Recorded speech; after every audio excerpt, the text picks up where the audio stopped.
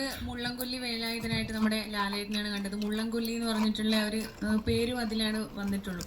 ഈ സിനിമയിലും mid night in Mullankolli. അപ്പോൾ ലാലേട്ടനെ കടത്തി വെട്ടുന്ന പോലത്തെ ഒരു പെർഫോമൻസ് ആയിരിക്കും.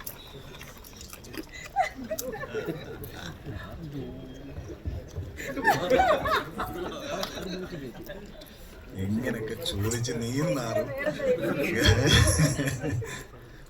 മോഹൻലാലിനെ കടത്തി വെട്ടാൻ കഴിയുന്ന ആരെങ്കിലും ഇന്ന് ലോകത്തുണ്ടോ?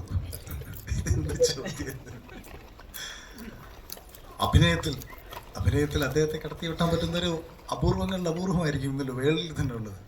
അതൊരു പക്ഷേ ഡെൻസിൽ വാഷിങ്ടനും ഇവരൊക്കെ കണ്ടാൽ തന്നെ അവർ ലാലേട്ടനെ പോയിരുന്നു. ഇദ്ദേഹം ചെയ്തു വെച്ചേക്കുന്നതൊക്കെ ചെയ്യുന്ന അത്ര എളുപ്പമല്ല, ആർക്കും എളുപ്പമല്ല. അങ്ങനെയൊന്നും നിങ്ങൾ ദയവ് ചെയ്ത് ആരുമായും താരതമ്യം ചെയ്യരുത്. ഞാൻ ഇതിൻ്റെ ABCD അഭിനയത്തെക്കുറിച്ച് അറിയാതെ സിനിമയിൽ വന്ന് അഭിനയിച്ചപ്പോൾ ആകെ ഒരു സംവിധായകൻ നിലയിൽ ഒരു കഥാപാത്രത്തെ ഉൾക്കൊള്ളുക, എപ്പോഴും കഥാപാത്രത്തെ ഉൾക്കൊള്ളാൻ കഴിയണം, ആ കഥാപാത്രത്തിൻ്റെ ഇമോഷൻസ് മനസ്സിലാക്കാൻ